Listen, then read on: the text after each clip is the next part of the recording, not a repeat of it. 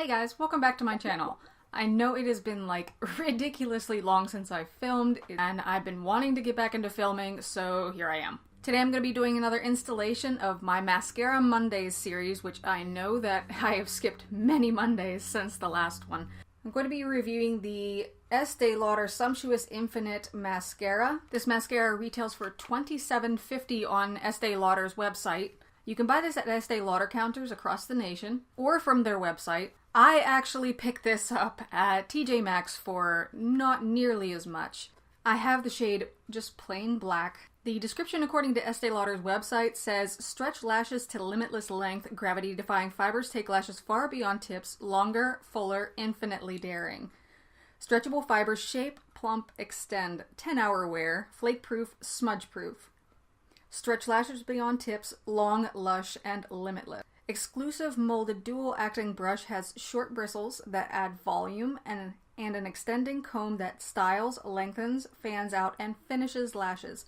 Ophthalmologist tested, suitable for contact lens wearers, and fragrance-free. This does not claim to be a waterproof or water-resistant mascara. Let's have a look-see at the tube. Comes in a very typical Estee Lauder kind of packaging, like the deep blue color. Let's have a look at the bristles. Okay, this is one of the like spiky plastic silicone sort of brushes. Focus.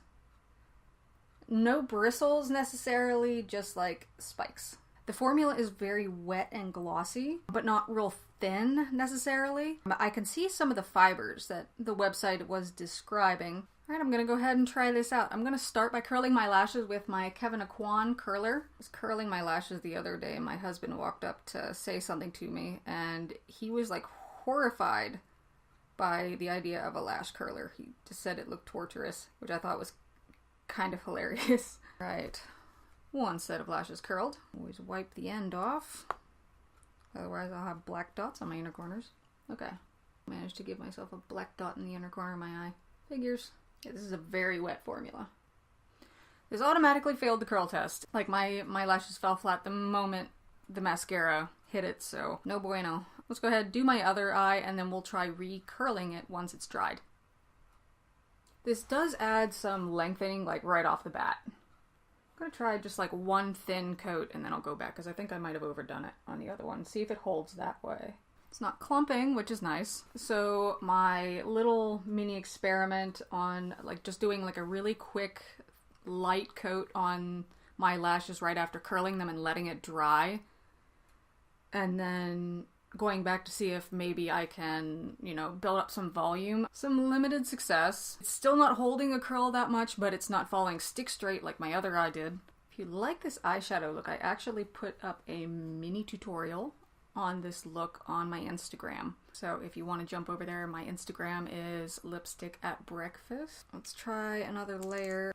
That actually held alright. It's much better than the other eye. The other eye fell flat immediately, but I think I overdid it, is what I did. So I'm gonna try and curl those lashes. See if maybe they'll hold a little better. Did not like me trying that one, no sir. Because now I've got clumpy lashes. Now my lashes are all clumped together, whereas like on this side they're still kind of feathery. But this side they're all like, seems to be holding that curl kind of well, and now they kind of match, so leave it like that. On first impression, it does have some lengthening, which I liked. It claims length and volume. I'm not seeing the volume necessarily. I've got other mascaras that are infinitely more volumizing. This isn't bad. Like if I got it as a gift, I wouldn't mind using this so far. I would recommend just doing quick light coats to prevent like clumping and flat lashes. So I'm gonna wear this the rest of the day and then I will come back and update you guys here later, see if it's flaking and smudging and, you know, running all over the place.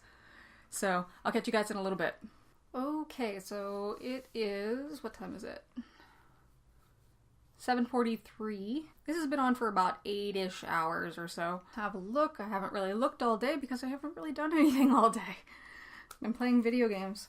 Okay, so there is significant transfer on this side. It's like really visible.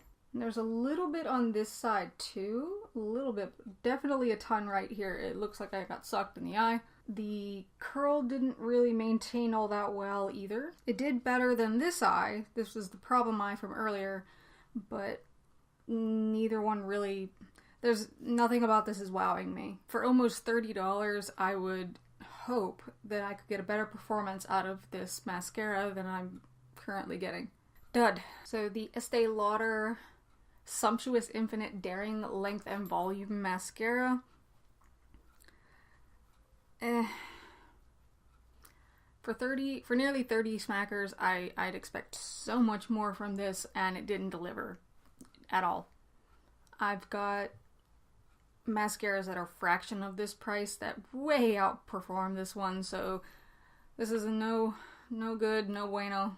Frankly, I'm so underwhelmed that I'm considering returning this. Thumbs down.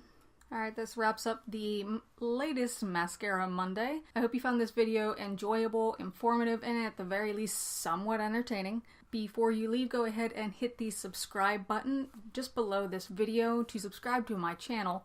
And next to that is a little bell. Hit the little bell to be notified the next time I upload a video. If there's a mascara that you kind of had in mind that you've kind of wanted to see somebody else's opinion on, go ahead, leave a comment down below, and I'd be more than happy to try it out. Okay, that's all I got.